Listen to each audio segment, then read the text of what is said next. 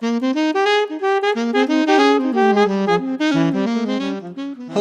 and welcome to Why Make, the podcast where we talk with artists about why they make, with me, your host, Eric Wolken. If you'd like to learn more about Why Make, please go to our website, why-make.com. Also, please consider supporting the Why Make podcast by again going to whymake.com and clicking the donate button. All donations are tax deductible through our fiscal sponsor, Fractured Atlas. This episode of Why Make is brought to you by Haystack Mountain School of Crafts. Haystack currently has open spaces and select Square One workshops for beginners and Summer 2025 workshops. Spaces and workshops and housing are limited, and applications are processed on a rolling first-come, first-served basis. Applications for these open slots will be open to the public starting Wednesday, March 26th. To see workshop details and to apply, visit haystack-mtn.org. Please join our new partner, Haystack Mountain School of Crafts, for a summer of making, which includes former Why Make guests Ellie Richards and Katie Hudnall as instructors.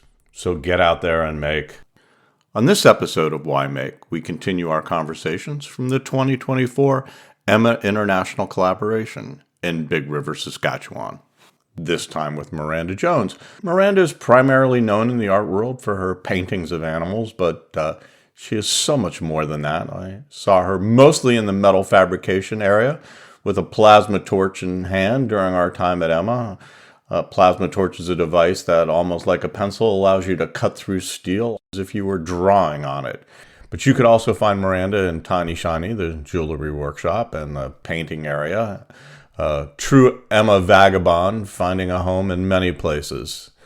For those of you who have not been listening to this series, Emma, in a nutshell, is 100 artists of all disciplines away from the distractions of daily life, making art together by collaborating in many different ways in a process that is both chaotic and wonderful.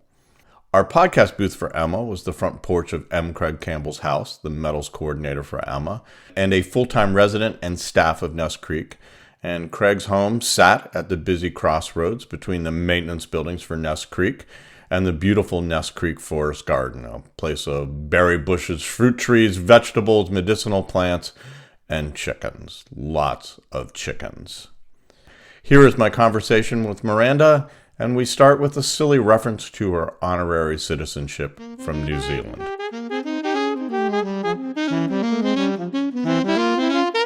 Miranda, welcome to the Why Make podcast in Emma. Thank you so much for joining us. This is our Australian/Canadian content, although she does hold an honorary degree in Kiwiness. She has informed me she's been slapped by the wet fish. And walked the plank. Yes. But she can't find her certificate anywhere. So you have a long history with both Emma and collabs. Yes, I do. And that's why you were gracing our presence. Oh, no. Good. Yeah. No, I think the first one I went to was, when was the first one? The first Emma, it was 1996. Yeah. Yeah, so I might have missed a couple. I think 2000 might have been the first one I went to. And at the time, I just thought, what can I offer? I had just finished my MFA, which I wanted to do printmaking, but drifted into painting. So I was mostly doing sort of visual, not so much your MFA applied. In here, or your MFA in Australia? No, I was already in Saskatchewan. Yeah. Right. Yeah. So we moved to Saskatchewan in 85. Oh, okay. Yeah. Yeah. And I did my MFA and then had a couple kids and was working as an artist, having shows. I showed at a really nice gallery out of Regina, the Susan Whitney Gallery, had really good reputation. She was getting my work in, corporate collections, etc. And then this opportunity came along, and I just remember thinking, well, maybe I can come and teach a bit of yoga or something for you guys.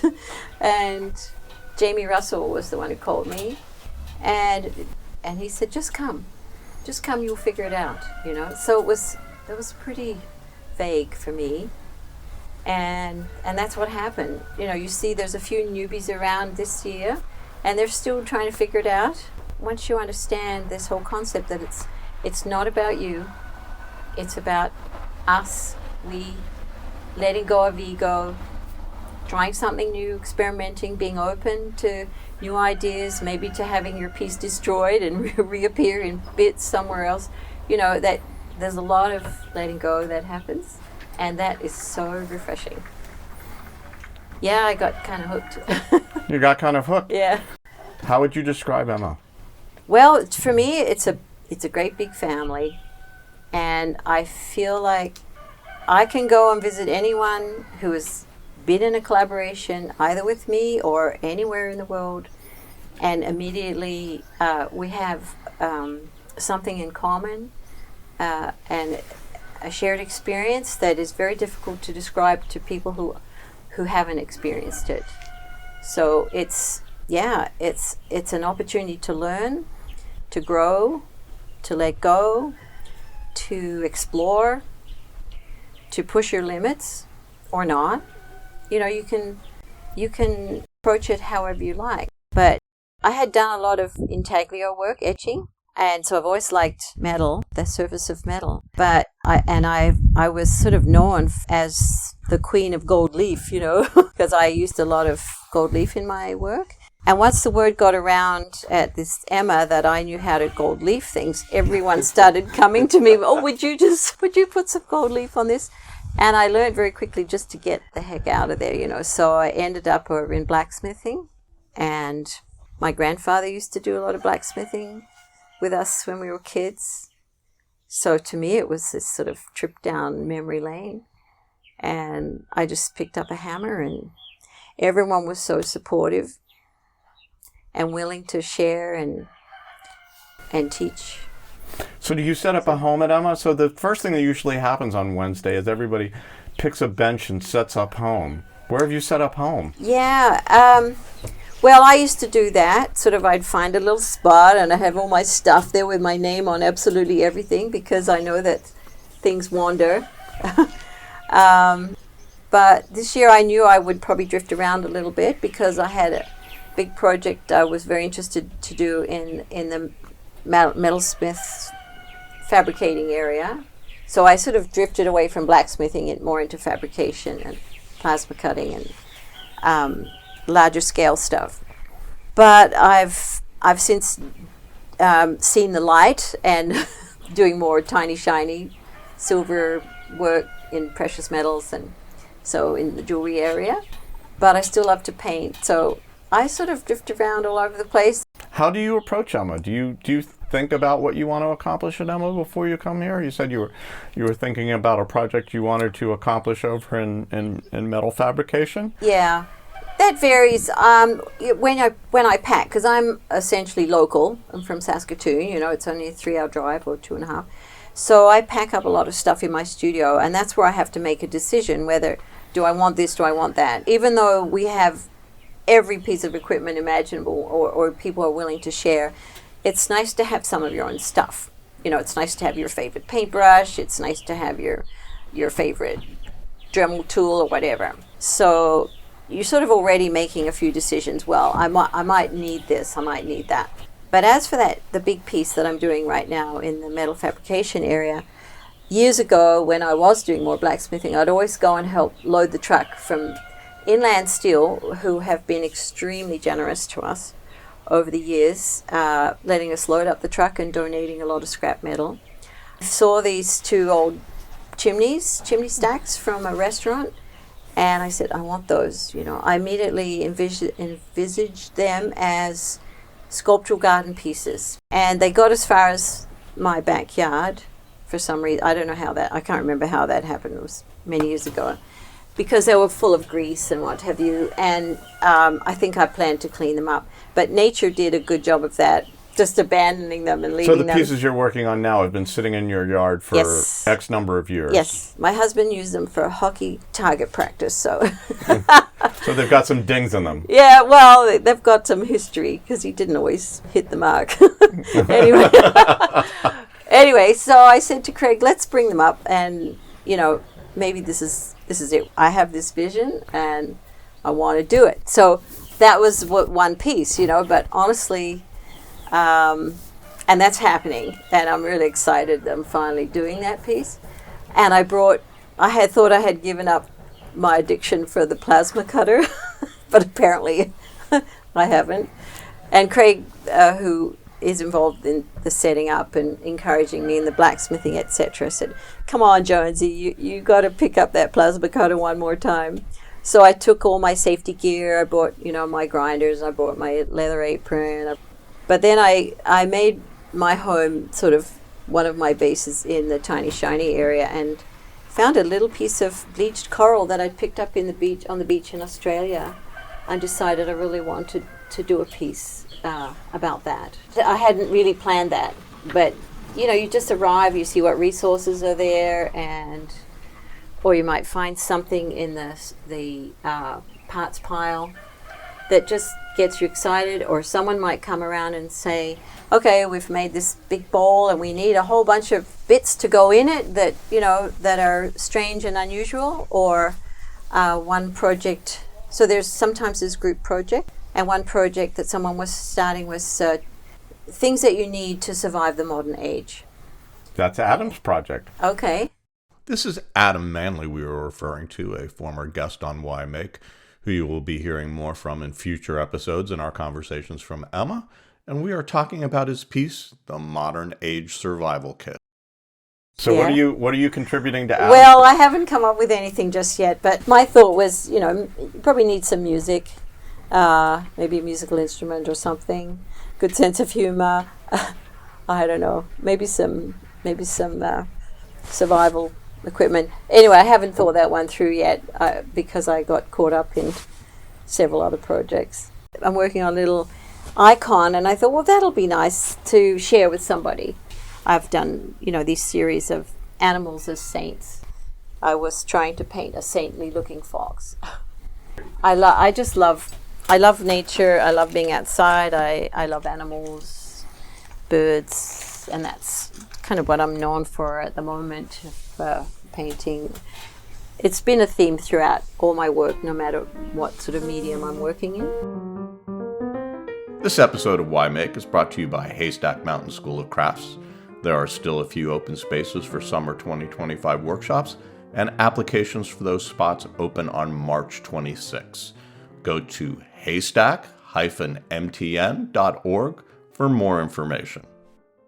When I get back home and I try and write down this experience and try and convey it to others, I'm going to have a really hard time not just chaining together a bunch of superlatives and speaking gobbledygook, because it's really hard to wrap your head around this thing. It is a organic being that revolves around silliness. Yeah, lots of silliness. Fun. Yeah. And some really serious ideas. Yeah. Serious making. Yeah. No, we're like, many of these people are world recognized professionals in their field, or they're instructors, and they're used to sharing and teaching, and extremely knowledgeable.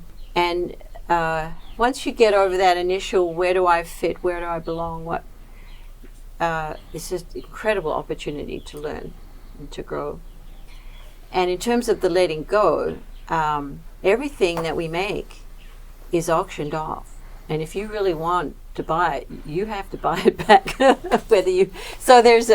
It's not about you, it's about whoever was involved in the collaboration. If an artist wanted a learning experience, this is if you look at the price of this, and I guess together with your accommodation, etc., that the price adds up, but it is just well worth every cent. This is graduate school in a week.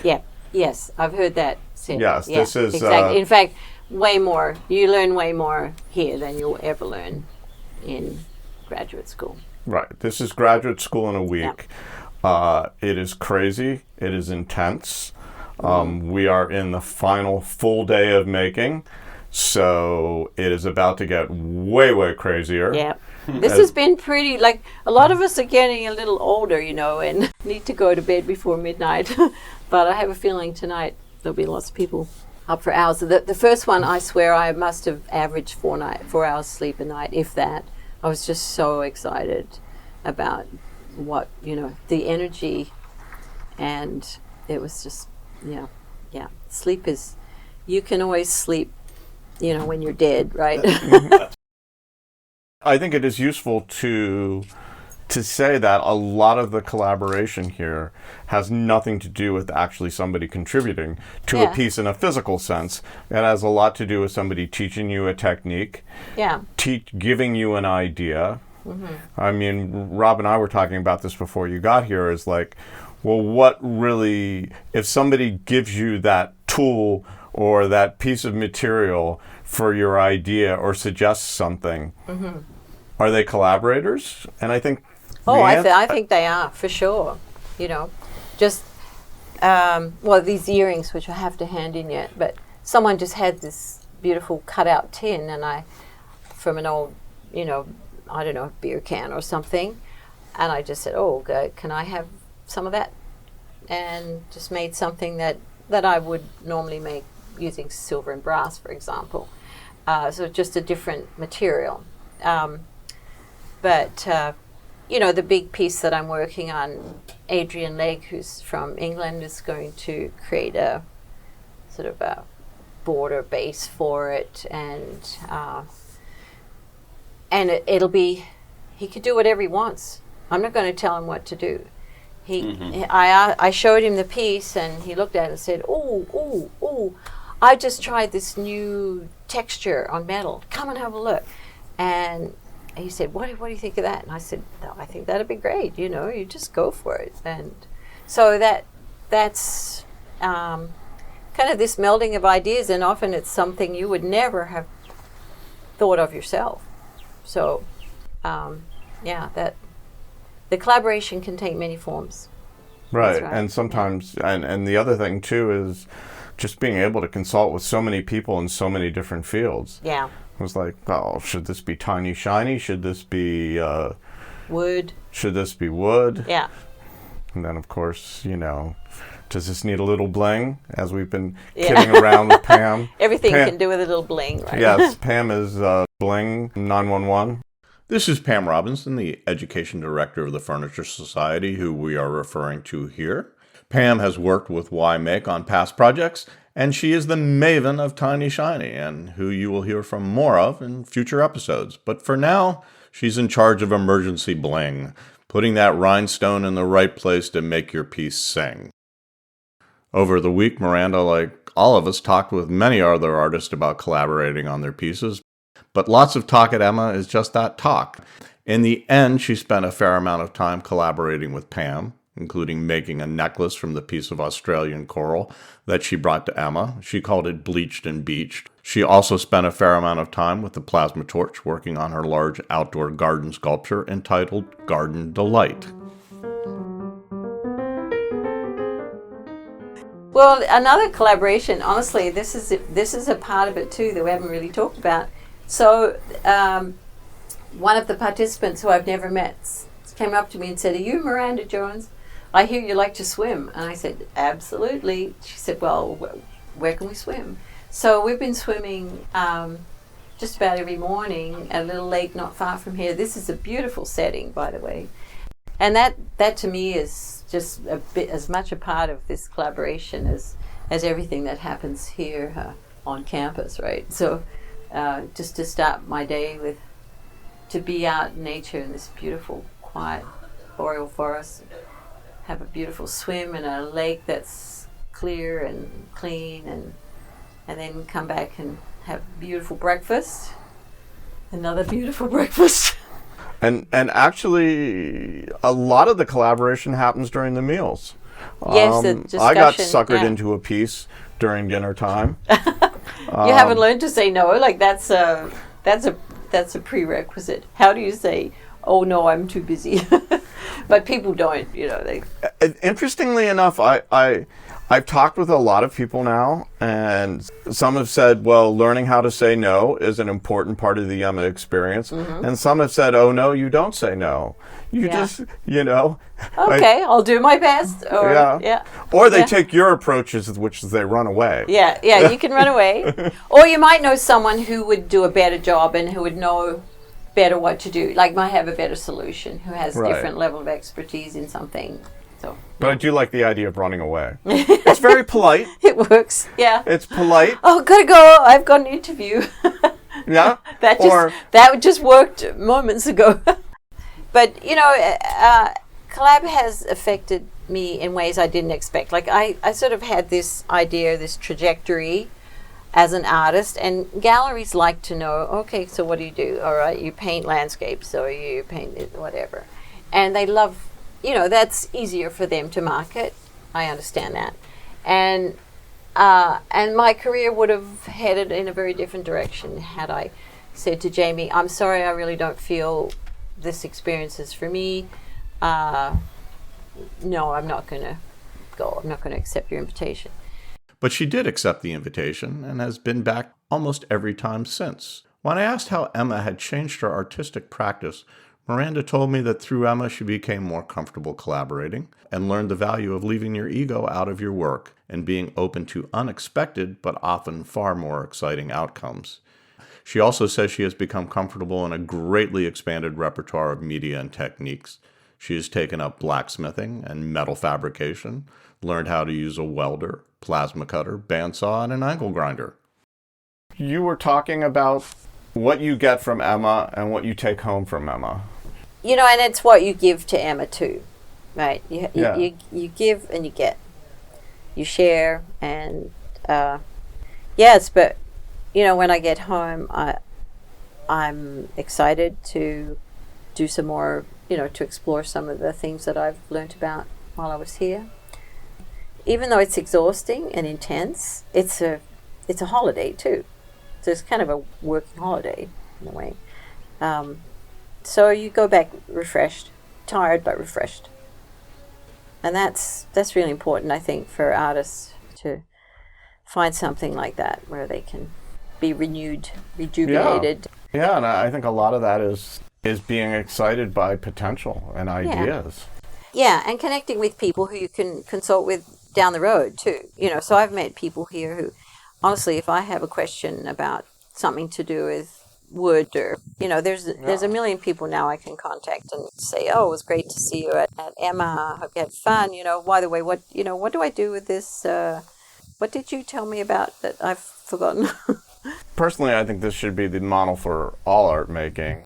Many people have mentioned to me, well, this isn't for everybody. It's not for everybody. It's not for everybody, but I think even if you don't think it's for you, just to come and try and make it for you, to try and get that sense of giving and letting go and being and accepting other people's ideas would still be valuable.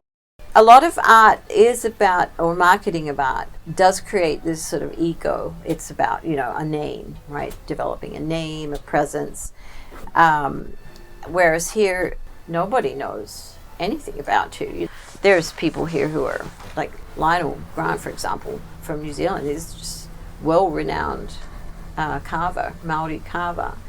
But he's just Lionel. He's just Lionel. Yeah.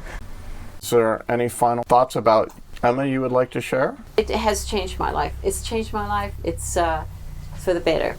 It's it's thrown a spanner in the works too in lots of ways, but same thing. In the end, what would you, on your deathbed, would you say, oh, I wish I hadn't met all these amazing people and learned how to do this and experience, or you just say, well, I got all this money. Which just doesn't usually happen anyway. You're an artist. But you can't take with you. I've got all this frustration. Yeah. Right. So, that's always been my attitude, is just to be open to learning. So it really has worked for me. It's a good fit. Miranda, wonderful to have you on the podcast. Again, 100% Canadian content. Yeah. Miranda told me later, in many ways, I have come full circle, but what a Ferris wheel ride it has been. I certainly feel much richer for it, which is such a wonderful metaphor of her journey as an artist. So far, we have published 3 episodes from the front porch of the 2024 Emma collaboration. You can hear them wherever you find your podcasts or at y-make.com, where you can also find images of the work Miranda made while at Emma, including one that I worked on just based on the pieces she cut away while making her outdoor garden sculpture. That piece was aptly called Miranda's Cutoffs. If you're inspired by the idea of taking part in an art collaboration, Emma is an invitational event, and to be considered, go to the Emma webpage at emmacollaboration.com, click on the Emma Collaboration 2026 menu, and follow the instructions under Collab with Us. There are also other artist collaborations around the world that have been inspired by Emma: the Hawaii Artist Collaboration, the Frogwood Collab in Oregon, and the Collaboration NZ in New Zealand, to name a few, so you might want to check these out as well.